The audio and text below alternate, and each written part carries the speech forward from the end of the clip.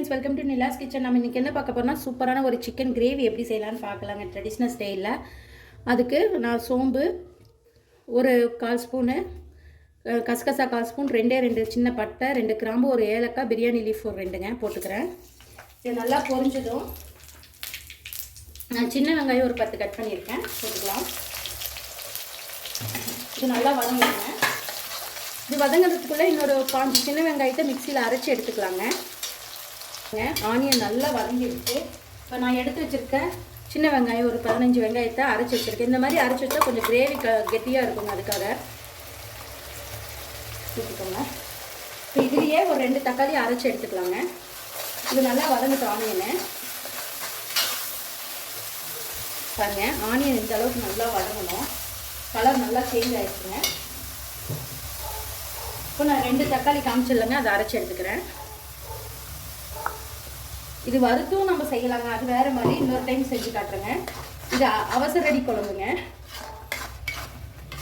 இது நல்லா வதங்கிட்டோம் பாருங்கள். தக்காளி நல்லா வதங்கிட்டு இருக்கு. இப்போ மஞ்சத்தூள் வந்து ஒரு 1/2 டேபிள் ஸ்பூன் அளவு நான் போட்டுக்கிறேன். இதை நல்லா மிக்ஸ் பண்ணிக்கோங்க மஞ்சத்தூள் போட்டு. நான் சொல்கிறதெல்லாம் அஞ்சலி பெட்டி டேபிள் ஸ்பூனுங்க. பாருங்கள், இது வதங்கிட்டு இருக்கையில் கொஞ்சமாக கருவேப்பிலை போட்டுக்கிறேன். நல்லா மிக்ஸ் ஆகட்டும். இப்போ இந்த ஸ்டேஜில் வரமிளகாய் தூள் வீட்லேயே அரைச்சிடுங்க. அது ஒரு காரம் கொஞ்சம் அதிகமாக இருக்கும், 1/2 டேபிள் ஸ்பூன் நான் போட்டுக்கிறேன். நான் இன்றைக்கி வீட்டில் அரைச்ச கறி மசாலா தூளை வச்சு தான் செய்ய போகிறேங்க. கறி மசாலா தூளில் கொஞ்சம் காரம் கம்மியாக இருக்குது, அதனால் நான் வரமிளகாய் தூள் ஆட் பண்ணிக்கிறேங்க. எப்போவுமே நான் கம்மியாக தான் போடுவேன், தேவைக்கேற்ப வரமிளகாய் தூள் ஆட் பண்ணிப்பேங்க. பாருங்கள், இது நல்லா வதங்கிடுச்சு தூள். இதே ஸ்டேஜில் வீட்டிலே அரைச்ச கறி மசாலா தூள் இந்த சின்ன டேபிள் ஸ்பூனில் 4 ஸ்பூன் போட்டுக்கோங்க. பெருசுனா நீங்கள் 3 ஸ்பூன் 2.5 ஸ்பூன் போட்டுக்கோங்க. 4 பேர்த்துக்குன்னா 2.5 ஸ்பூன் போட்டிங்கன்னா கரெக்டாக இருக்குங்க. நான் 2 நேரத்துக்கு செய்கிறேங்க.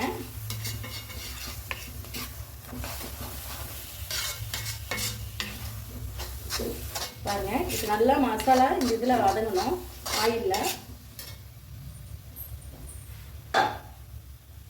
நான் சிக்கன் 1 kg எடுத்துருக்கேங்க, போட்டுக்கிறேன். நல்லா மஞ்சத்தூள் போட்டு வாஷ் பண்ணிக்கோங்க, அப்போ தான் கவுச்சி ஸ்மெல் அடிக்காது நமக்கு. போட்டு நல்லா மிக்ஸ் பண்ணிக்கலாம் இந்த மசாலாவில்.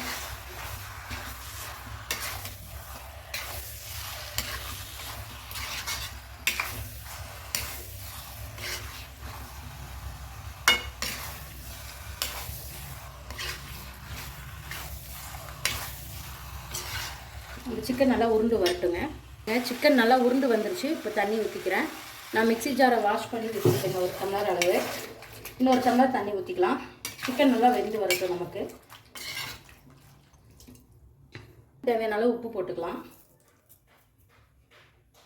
சிக்கன் நல்லா வெந்து வரட்டுங்க. ஓரளவுக்கு நல்லா வெந்து வரட்டும், காமிக்கிறேன். ஒரு 50% வேகட்டுங்க.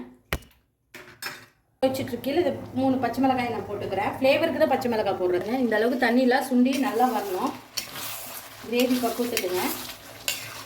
ஃபைனலாக நம்ம பெப்பர் போட்டுக்கலாம்.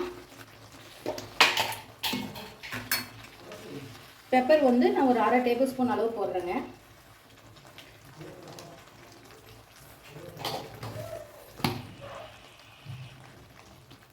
பெப்பர் தூளாக நான் போட்டிருக்கேங்க. இது நல்லா மிக்ஸ் பண்ணிக்கோங்க.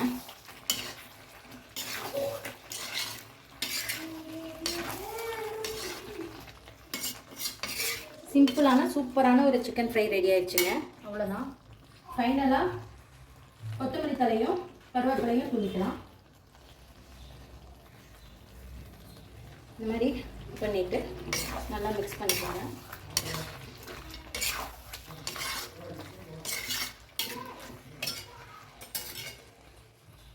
ஒரு சிக்கன் ஃப்ரை ரெடி ஆயிடுச்சு. நீங்களும் ட்ரை பண்ணி பாருங்கள். ட்ரை பண்ணி பார்த்துட்டு கமெண்ட் பண்ணுங்கள். இந்த வீடியோ பிடிச்சிருந்தா லைக் பண்ணுங்கள், ஷேர் பண்ணுங்கள், மறக்காமல் சப்ஸ்கிரைப் பண்ணுங்கள்.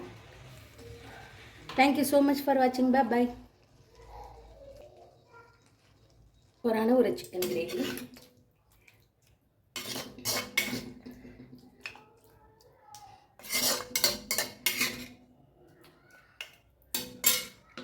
பாருங்கள் எவ்வளோ சூப்பராக இருக்குன்ட்டு நீங்களும் ட்ரை பண்ணி பாருங்கள்.